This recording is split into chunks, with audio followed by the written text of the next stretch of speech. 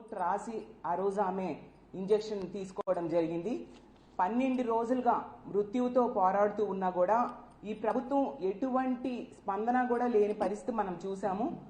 అడుగడుగున నిర్లక్ష్యం, ప్రభుత్వం తాలూకా ఉదాసీనత ఈ విషయంలో మనకు క్లియర్గా కనిపిస్తూ ఉంది. ఎంత దారుణం అంటే ఒక ఆడపిల్ల ఆ ఏజిఎం దీపక్ వలన అతని వేధింపుల వలన ఆత్మహత్య చేసుకున్నాను అని చెప్పి సూసైడ్ నోట్లో క్లియర్గా రాసినా కూడా అదే కిమ్స్ హాస్పిటల్లో ఈమెకి ఈ 12 రోజులుగా వైద్యం చేయడం అంటే ఆమెకి ఎక్కడ సరైన వైద్యం అందుతుంది అని నేను అడుగుతూ ఉన్నాను. ఎందుకంటే ఏజిఎం దీపక్ అనే వ్యక్తి అదే కిమ్స్ హాస్పిటల్లో పనిచేస్తూ ఉన్నాడు. అదే కిమ్స్ హాస్పిటల్లో ఈమె సూసైడ్ చేసుకుంది. ఇంకా ఆమెకి న్యాయం ఎక్కడ జరుగుతుంది? ఇన్ని రోజులైనా 12 రోజులైంది. 23వ తేదీ ఆమె ఆత్మహత్య చేసుకుంది. ఈ రోజు ఆవిడ చనిపోవడం జరిగింది. ఇన్ని రోజులైనా ముఖ్యమంత్రి గారు కానీ, డిప్యూటీ సీఎం గారు కానీ, అలాగే హోమ్ మినిస్టర్ గారు కానీ, ఒక మహిళ అయ్యుండి కూడా హోమ్ మినిస్టర్ గారు కానీ కనీసం ఈ విషయం మీద స్పందించారా? మెరుగైన వైద్యం అందుతుందా లేదా కనీసం కనుక్కున్నారా?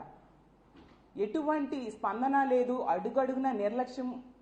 ఎంతగా వీళ్ళకి మహిళల పట్ల చులకన భావం ఉంది అనేది అర్థమవుతుంది. ముఖ్యమంత్రి గారు చంద్రబాబు నాయుడు గారు ఆడపిల్లలకి ఈ రాష్ట్రంలో కనుక ఎవరైనా అన్యాయం చేస్తే అదే వాళ్ళకి ఆఖరి రోజు అంటూ మాట్లాడుతూ ఉన్నారు. మరి ఈ ఫార్మసీ విద్యార్థి విషయంలో ఏం చేశారు ముఖ్యమంత్రి గారు? మీరు పక్కనే పోలవరం సందర్శించడానికి వెళ్ళారు ఈ 12 రోజుల్లో. మరి ఈ అమ్మాయిని చూడడానికి వెళ్ళడం కానీ, కుటుంబానికి ధైర్యం చెప్పడం కానీ ఎందుకు మీరు చేయలేదు? అలాగే డిప్యూటీ సీఎం గారైన పవన్ కళ్యాణ్ గారు అయితే ఆడపిల్లలకి అన్యాయం జరిగితే తాట తీస్తానని చెప్పారు. మరి పక్క జిల్లాయే కదా మీది, మీ నియోజకవర్గం. మరి రాజమండ్రిలో ఈ అమ్మాయికి ఎంత అన్యాయం జరిగితే ఆమె లెటర్లో ఎంత దారుణంగా అతను వేధించాడు అనేది అంత చక్కగా ఆమె రాసిపెట్టి చనిపోతే మరి మీరు ఎక్కడ ఆ దీపక్ తాట తీశారు?